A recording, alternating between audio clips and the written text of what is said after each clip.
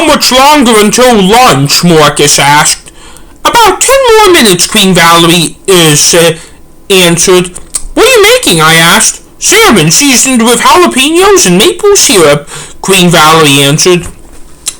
Where is your husband? I asked. He's just in my room, answered Queen Valerie. What for? Marcus asked. He just wanted to be in there until lunch, answered Queen Valerie. Meh. Marcus then looked frightened. Hey, Mom, can Hannah come into my room? Marcus asked. Your younger brothers are in there, so keep your bodies to yourselves except for the lips, Queen Valerie answered. I then followed Marcus into his room, and when I entered, I saw Sam and George with their ears pressed up against the wall. Marcus then shut the door and said, Do you know what's been going on with Dad? Shh, Sam shushed. I'll take that to say yes, answered Marcus for himself. Marcus and I then pressed our ears on the wall, and we could hear a quiet phone conversation that we couldn't make out until we could hear who he was talking to someone named Diane. Who is Diane? I asked. My aunt, Marcus answered Marcus. Oh yeah, I forgot, you brought her up to me sometimes, I said. We then put our ears, brought our ears away from the wall. Her issues are getting worse, said Sam. Who is her? I asked. Mommy, said George, about to cry. Shit, said Marcus. We had our ears on the wall for a good half hour before you two entered, said Sam. Was he talking with her the whole time? Marcus asked. No, he was just crying 15 minutes ago, Sam answered. How hard? Marcus asked. Loudly whimpering, Sam answered. How loud? Marcus asked. We could hear it just fine with our ears a foot away from the wall. Shit, Marcus said again quietly. Marcus then sat on the bed again and began to wiggle his fingers around. Should I tell Mommy I know? George answered. No, said Marcus again. Okay, George said. Me. Marcus then kept on wiggling his fingers. Were you able to tell what any of that conversation was? Marcus asked. I could hear the term, she is getting worse, multiple times, said Sam. Me too, said George. Marcus then punched his bedboard, and even though it was only a one time he did it, his knuckles were bleeding afterwards. You better get your mom, because she's a doctor, I said to Marcus. It is okay.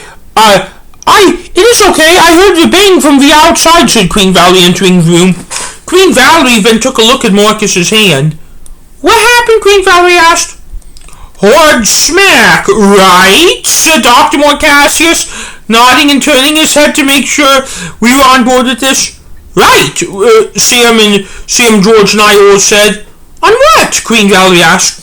The bed frame, George answered.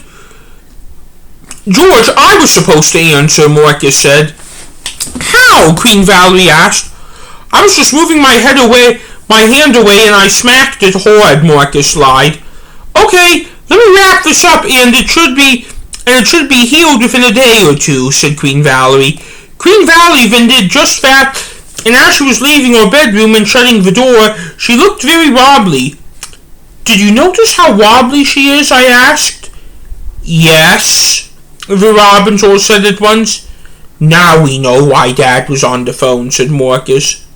This is all my fault, said George. George then began crying. George, do you want my help? I asked. George didn't answer. I'll answer for him, and I'm answering no, because he is not being aggressive, said Sam. I get to answer because I am the one who, of the three of us, who is the oldest, and I am also answering no because Dad is not being aggressive, Marcus confirmed. Well, when did he begin crying? Did she say something to him? We heard him let out a wail last night, Sam answered. right after we heard more Mom whisper something to him, so I think the official answer to your question is yes, Marcus added. George was not acting up, so hopefully George was not acting up, so hopefully he is crying too hard to hear us. Did she fall yesterday, I asked. No, Sam answered. Has your father done this a lot, I asked. Yes, but not always in his room, Sam answered. He did this the day, after I became Dr. Marcacius, and he was doing it on the couch in the living room, Marcus said. Do you remember the conversation he had then? I asked. He said that he was becoming too much for her with me in my new persona, and Mom is getting worse, Marcus answered. That was before you or the return appeared, Sam added. She wasn't doing anything wrong then, and she is doing worse now. Probably, Marcus said. Marcus then began wiggling his fingers again. What are you thinking about, I asked. The return, Marcus answered. Why, I asked. Because I'm trying to figure out what we can do to save her, which I know that we can't do because the return is a criminal that we were trying to catch, though really she is setting up her own demise, said Marcus. I thought you said that you were not giving up, I asked. I am not, but I'm trying to figure out what we can do, said Marcus. What can you do? I asked. Pray that the return is a mad scientist who found a cure for what is wrong with Mom, Marcus answered. Okay, I said. You seriously think that is a solution? Sam asked. I do, I answered. Why? Why? Sam asked. Because if it makes you feel better, then it can be a solution, I answered. If it makes you feel better? Yes, I answered.